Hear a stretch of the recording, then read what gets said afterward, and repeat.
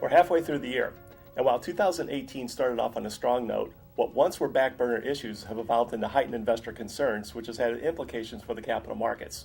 We saw this in the second quarter, where steady returns in U.S. equities were offset meaningfully by negative returns in both emerging market equities as well as debt. So going forward, our view is one of moderating economic growth. Think of it as growing but slowing.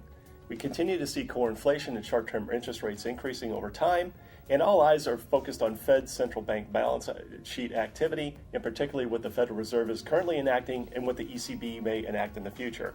But the wild card in all this is politics and policy, as this has implications for how we navigate the economic cycle going forward. So as we look to 2019, we anticipate the economy to transition from a phase of rising growth and benign inflation to one of moderating economic growth and rising inflation. However, it depends on one where it resides. In particular, in the euro area, we still see positive signs of consumer activity, which could lend to economic strength in that region. However, no region is without its worry, and in the euro area, that happens to be Italy. And particularly, that country's concern over political uncertainty has many investors wondering if this will be a replay of 2011, when Greece itself had its own political challenges.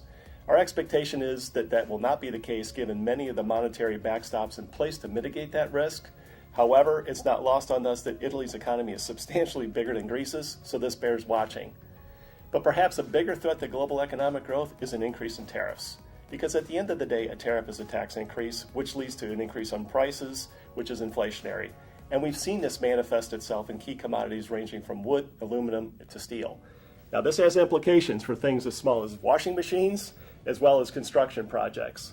So with all the cross currents that we're dealing with, from a fixed income perspective, we still recommend a barbell approach to your fixed income portfolio, because what we've observed over the last roughly 20 years is that 95% of the time, this has been a very effective structure that's delivered positive results.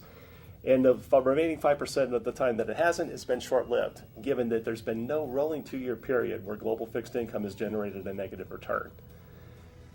Sticking with the global bond theme, it makes eminent sense, considering that when U.S. bond markets do well, you're capturing most of that upside, but perhaps even more importantly, when U.S. bond markets don't fare so well, you can capture considerably less downside. But you need to be active. That allows a manager to avoid potential hotspots like in Italy while focusing on better opportunities. And currently, we're finding opportunities in European financials as well as select emerging market debt. Another area in the fixed income space that we like is the floating rate structures, in particularly credit risk transfer securities, or CRTs. In fact, these CRTs have actually outperformed the less liquid bank loan products that are out there, and is an area that still has appeal for us. Turning to equities, many investors are curious as to what happens when earnings growth moderates off of its blistering pace.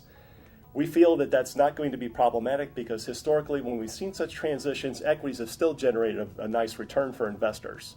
But balance sheets matter. We've seen corporations go on quite the borrowing binge over the last 5 to 7 years. And this is important because if economic growth moderates, you want a strong balance sheet to weather the storm. But the good news is companies with strong balance sheets are on sale. Whether one is looking through a U.S. lens or taking a global approach, companies with these characteristics are trading at meaningful discounts to their long-term historical average. Another area still ripe for opportunities is the U.S. small cap market.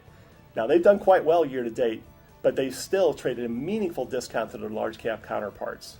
And as with your fixed income portfolio, take a global approach with your stock portfolio. This allows one to cast a wider net to capture those companies that have a high level of profitability, but bear in mind that not all companies are created equal. That is, not all have the ability to go the distance over time to maintain that high level of earnings growth. Here's where you need active management to capture that opportunity, which can enhance your returns. So if there's one bit of advice I would like to leave you all with, that is continue to do your homework. There's no substitute for thorough research, which aligns well with our evergreen advice, which is to be active, stay balanced in your portfolio construction, and adopt that global approach to enhance your return potential for your portfolio. Thank you for your time, and we'll see you next quarter.